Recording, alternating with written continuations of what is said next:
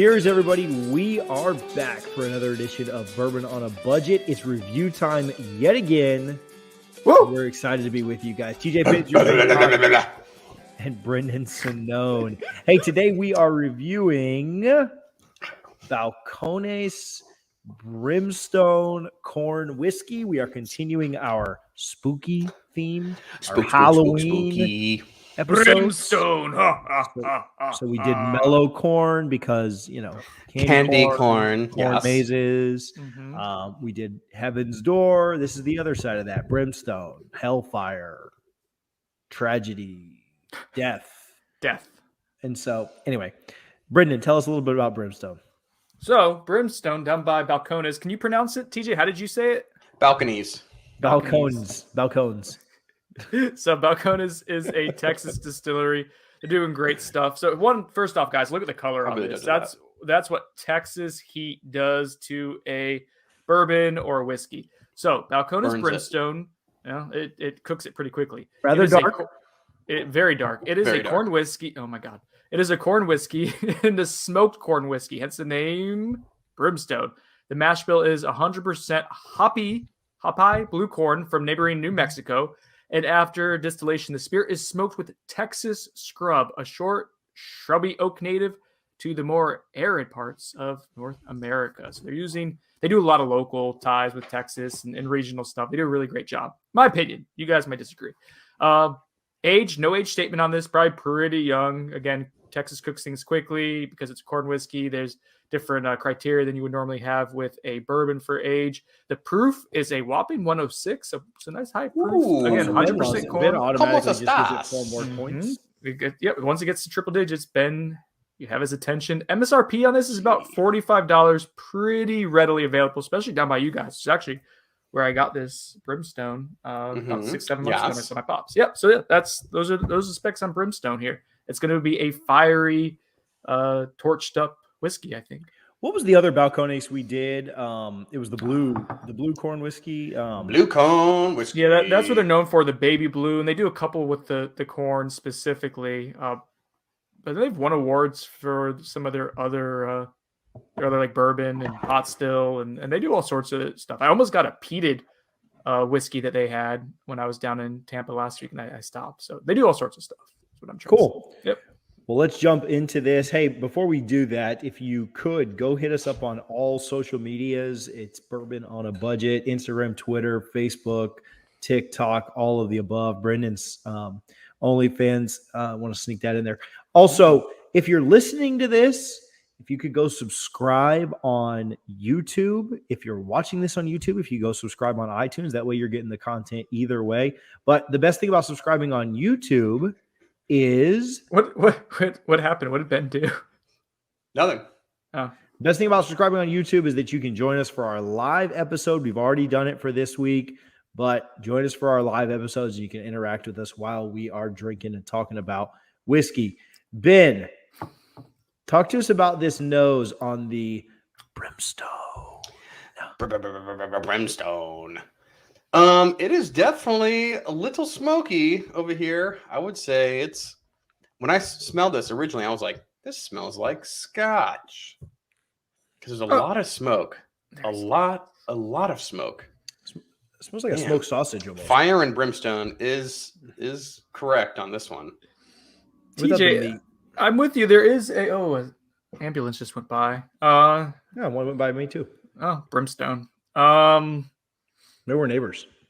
No, you and Ben are, however. Anyway, you know that. So it just dawned on me as you were saying smoky. You guys tried this one specifically before when you asked what Brimstone we've done previously. Remember, I sent you the blind samples. It was this one. Oh, okay. Really? Yeah, and it was. I remember finding it very interesting that the two of you had this third in the list of. It was the Seagrass. It was the Buffalo Trace Kosher one, which is more standard bourbon. And this one didn't completely like floor you. Like you acclimated quickly to all the smoke that Ben's talking about. Yeah. But yeah, the nose to me, I am getting that like barbecue-y kind of smell, TJ, but like so like there's a fruitiness to it. And I can see the barbecue.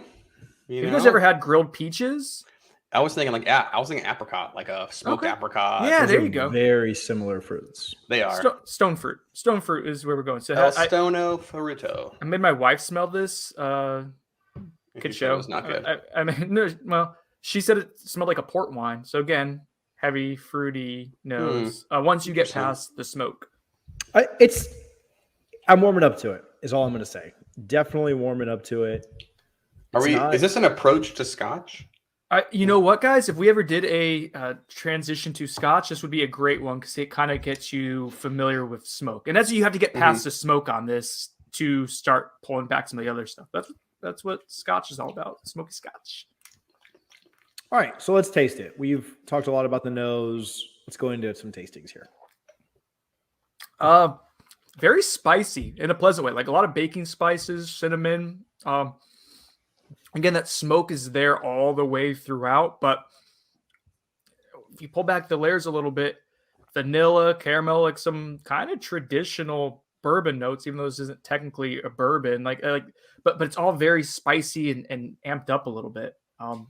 Fruity too, I guess. I don't know. What are you getting, Ben?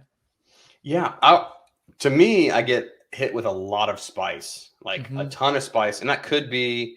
How old? Do we know how old this is? No age statement. I'm assuming it's going to be young. I mean, it kind of tastes young and like the like on the sides of my tongue, you know, like that kind of spice, as opposed to like a cinnamon or like a baking spice. It's like young acidic spice.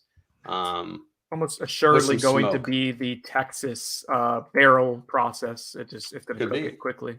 So when you go back to the nose after having tasted it, smells much sweeter. Like the smoke is much I want to say more prevalent. I don't know if that's that's what I'm trying to say or not, but the smoke comes through so strong on the palate that when you go back to just smelling it, you get a lot of those candied maybe a candied fruit or just straight vanilla caramel on the nose. The smoke somewhat leaves a little bit on the nose because you've got so much of it. Yeah, that's what she said, in your mouth. I had to use the joke before one of you two did, but yeah, it's fine. I don't get it. Please explain. Okay, over your head. Sorry. Put a tank top on. You've got that for at least 3 more weeks. Damn it. So come on, Clemson. Just kidding.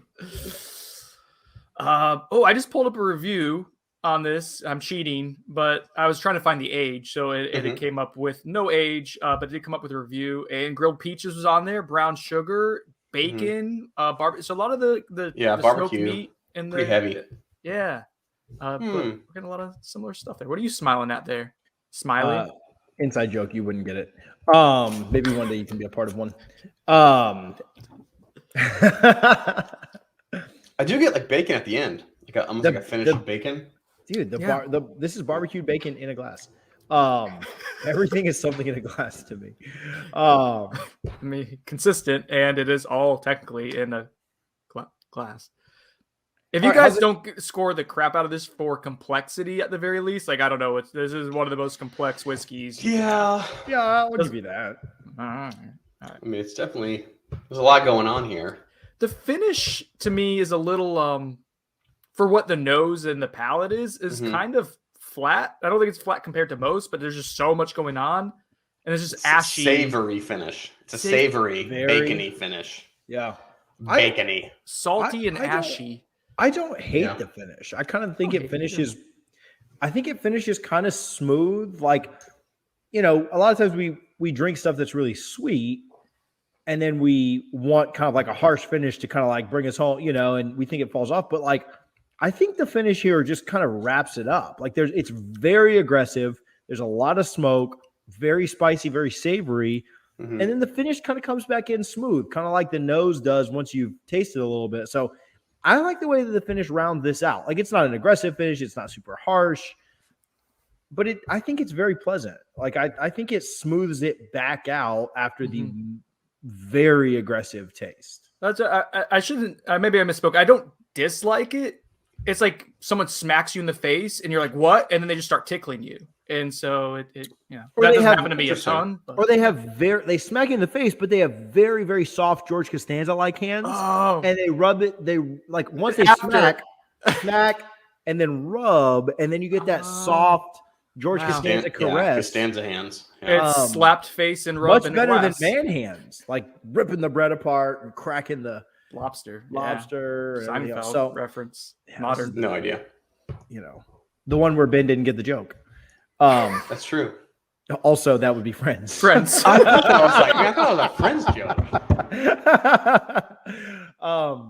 But yeah, what do you think about the finish, Ben? You're the harshest finish critic on here.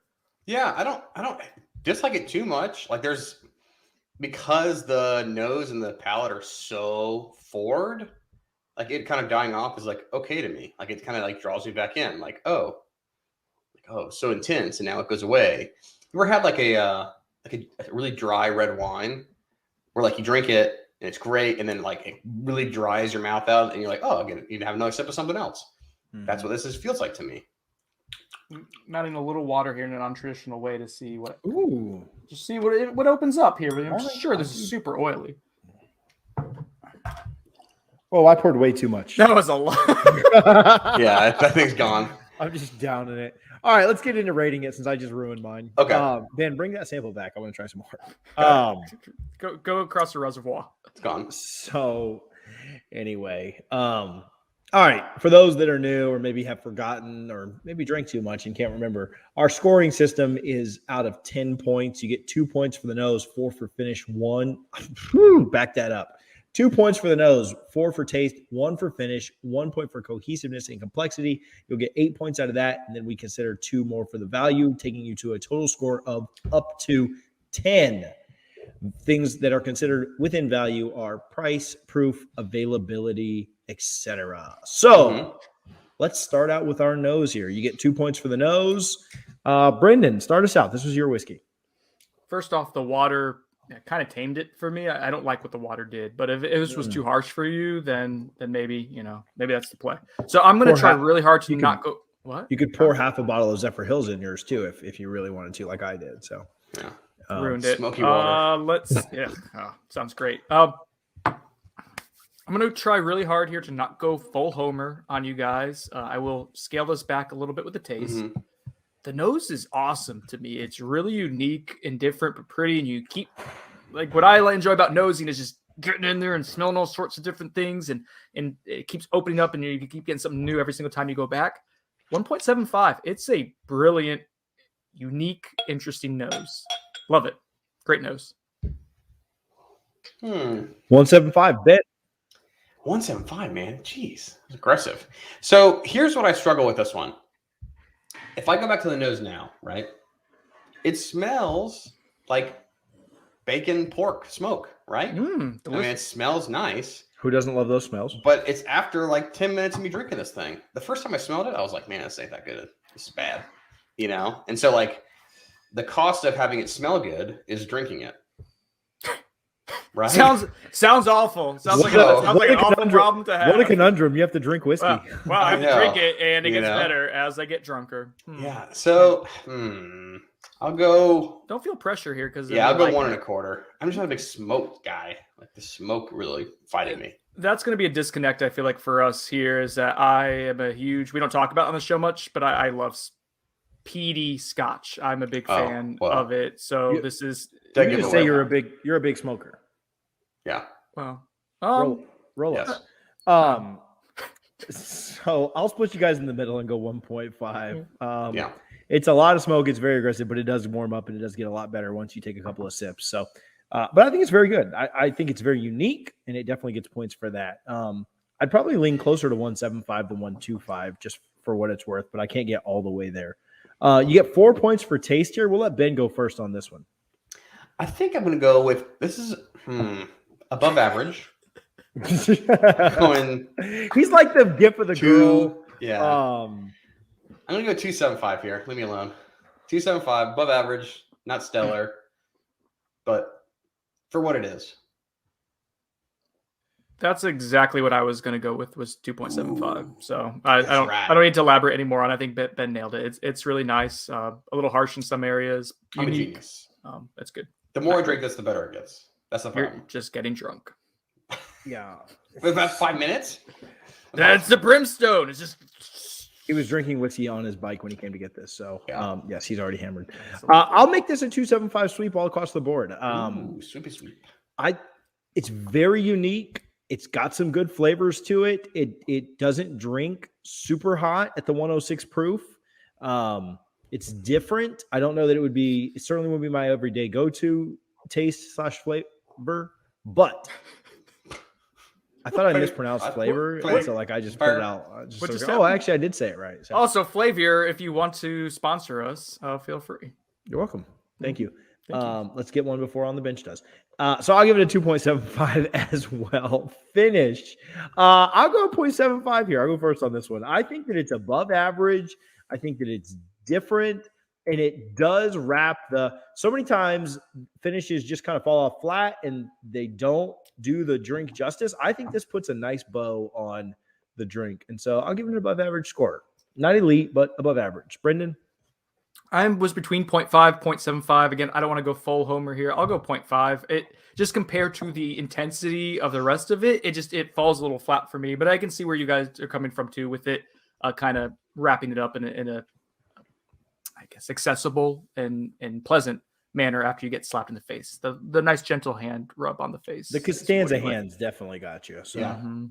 I like the 0.75 here. Like it basically wants you to drink more. Like it changes so much that it's like, have another sip just to make sure that you got it. It does keep changing. Like I've gotten chocolate and graham crackers since we started, like since we've moved on from the review part. Like there's a lot going on here. Some citrus too. There's a lot. I'm a fan. I have no idea what price is, though. I have no idea what pricing is. Oh, well, we'll save that until we get to value on it. Brendan did say it, but yeah, he just wasn't listening. That's fine. I'm used to that. Mm-hmm. I had no all idea. Right.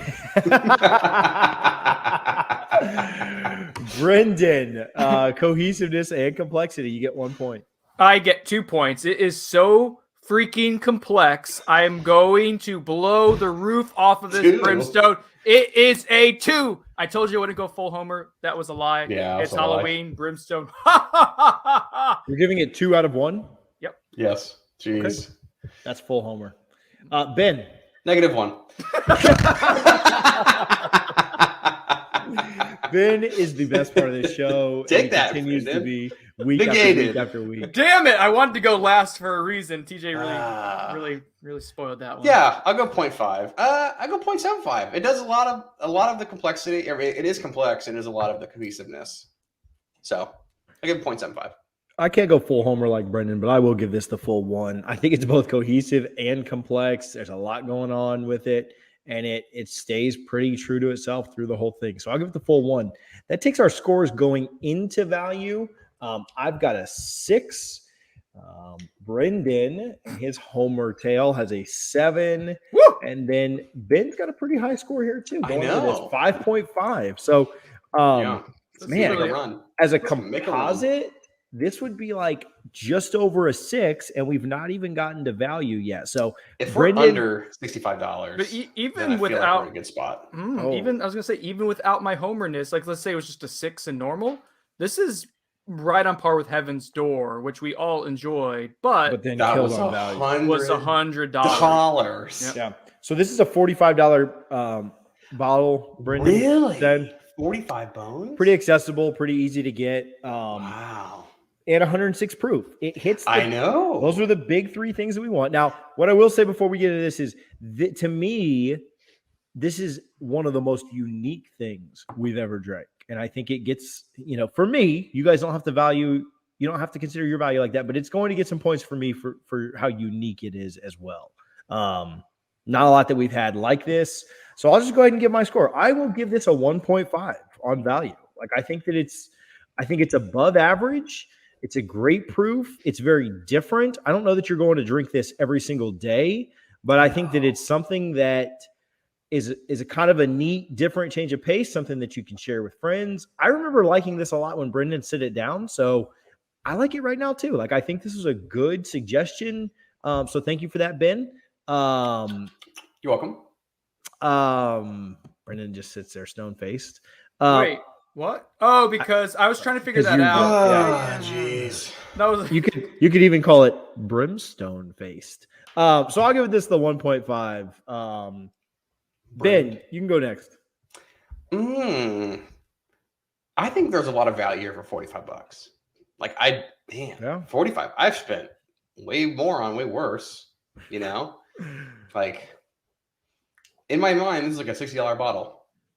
And so it being $45, there's not a whole lot of people at this price point. Like what else can you get for $45? I mean, the Chattanooga whiskey we really liked collectively. You were a little lower on it, Ben, but we all liked it, and that's $45. And is that 111? Yep, that was the 111. Excuse me. Yeah, not just the baseline. And I think like TJ and I were in the 6 range going into value. Yeah. We were high on it. So I mean, this is good. Yeah. Good value. Okay, I'm gonna probably go 1 1/4. I'm gonna go slightly lower than TJ, but I think there's a lot of value here. It's just you're not gonna attract the regular bourbon drinker to this. It's pretty off-putting, and it's super heavy, and you have to drink it to really start enjoying it. You have to drink. You have to drink the bourbon. You have to get through the sample. Brendan, I will share a quick story. I bought this down in St. Pete when I was there a few months ago, like I said earlier, and I was at my dad's house. My dad, novice bourbon drinker, like enough to like, hey, this is good quality or whatnot, but like I brought down Eagle Rare, and he was like, this is solid. I brought down Maker's Mark 101, and he was like, this is okay.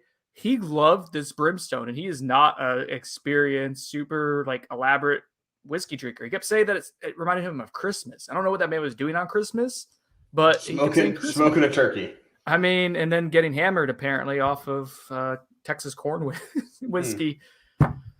This has a chance of making the big board, especially after my shenanigans of giving it a 2. Maybe we should move that back to a 1. But value, this is a 1.75 for me. This is a great bottle, unique. It's going to be awesome to have during the wintertime too. It's going to warm you up and be perfect around Christmas time.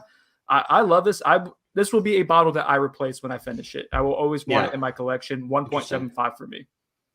So a 1.75 for Brendan takes his score to a 7.75. So much for not going full homer. I finished it's an 8.75 unless we move my cohesiveness. Oh, 8.75. This is an elite bottle of whiskey. It's just different. Elite. It is awesome. This is great for the price. So our scores tonight.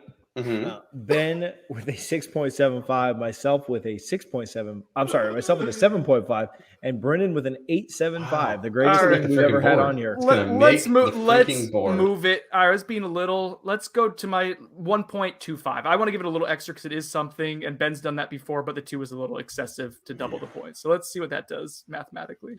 So it takes Brendan down to an 8.5. I'm at a 7.5, and Ben at a 6.75. It's a 7.6.